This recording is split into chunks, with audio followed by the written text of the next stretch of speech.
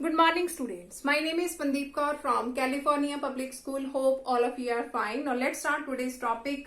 Today we are going to start the new worksheet, that is 10.2, and name of the chapter is ratio and proportion. So let's start this worksheet, and the first question is determine if the followings are in proportion. We have to check whether these are in form of proportion. So the first question is, here is 40, 50, 100 and 125. We have to check whether these are in the form of proportion or not. So in which way we can check this one? So firstly, here is 40 ratio 50 and here is 100 ratio 125. Convert it, 40 ratio 50, 100 ratio 125, and we have to check both these are in the form of proportion, and that is the symbol of proportion, 4 dots. That is the symbol of ratio. 2 dots represent symbol of ratio and these 4 dots represent symbol of proportion. Now in which way we can check whether these are in the form of proportion or not? So here is the formula, product of extremes. Product of extremes is equal to product of means. If both these are equal, product of extreme. Now what are the extremes? Extremes are this first and last. This first and last is called its extreme and their product. And what are mean? The second and the third term are called its means. These are its means and that are its extremes. So we have to check its product only. If their product is equal, then we can easily say that these terms are in proportion. These terms are in proportion. And if the product is not same, that means not equal, then we can say that the terms are not in proportion. So firstly we will calculate product of extremes. So product of extremes. So in the extremes you have to take its first and last term and its multiplication. 40 multiply 125. So that will become 5,000. 5,000. So after this we have the product of means. Product of means. That is equal to its second and third term, that are their means. That means 50 into 100. That also becomes 5,000. So both are equal. If the product of extremes is equal to product of means, that means these terms are in proportion. Implies these terms are in proportion. Let us suppose both these are not equal. Its extremes is not equal to its mean. That means the terms are not in proportion. Let us take one more example that you can understand it easily. So its B part is now.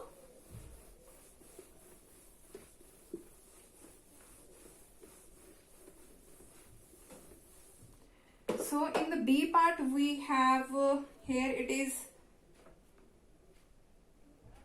4 centimeter, 8 centimeter. Here is rupees 16 and rupees 32. So firstly write down in the form of a ratio. So here is 4 ratio 8 and proportional to 16 ratio 32. So firstly we will check its extremes. Product is equal to its means product. So product of extreme. Product of extremes. So that is equal to 4 multiply 32. So that is equal to 128. Now product of means. Product of means. That is equal to 8 multiply 16. 8 multiply 16. So that will become also 122. Now again both these are equal. Both these are equal. Product of extremes is equal to product of means. That means these terms are in proportion. So terms are in proportion. So that is the first question. So when we are going to take the product of extreme, that is its first and its last term. And when we are going to take the product of mean, that is its second and the third term. So now come to the next question, that is the second question of this worksheet. Now in the second question, here is a statement of the second question, that is find A in each of the following proportion. Find A.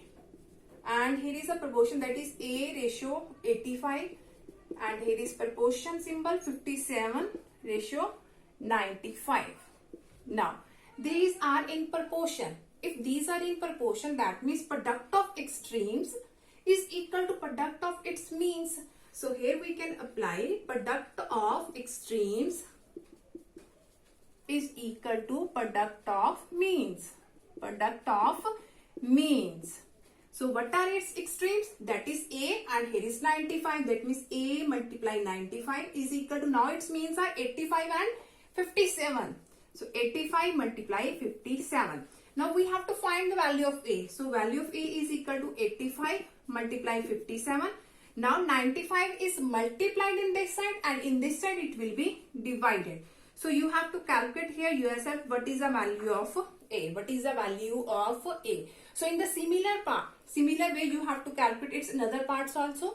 So here we are going to find the value of A, or it may be X, Y, Z. Any value can be there. In the place of A, it may be X, it may be Y. So when we have to calculate this one, you just have to use this formula.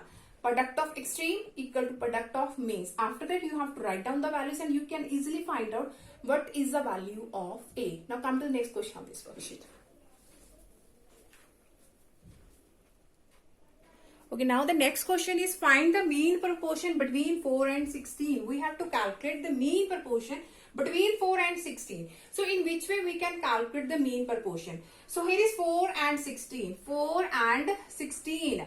So when we are going to calculate the mean proportion, in the mean proportion, so let us suppose, let X is a mean proportion. Let X is mean proportion. Is mean proportion. You can take A also, Y also. So let us suppose X is its mean proportion. So in the mean proportion, its second and the third terms are equal. So when we are going to calculate the mean proportion, in the mean proportion, its second and third terms are equal. So if you are going to take the X, so here is X. If you are going to take here A, so here is A. So in the mean proportion, its second and third terms are equal. So we have to calculate what is its X. Now here we can again apply the formula. Product of extremes. Product of extremes is equal to product of means. Product of means. So what are its extreme? That is first and last. That means 4 multiply 16. And its mean, that is X multiply X. That is X square. X multiply X. That is X square. So 16 fours are 64 is equal to X square. So it can be written as 8 square. 64 can be written as 8 square.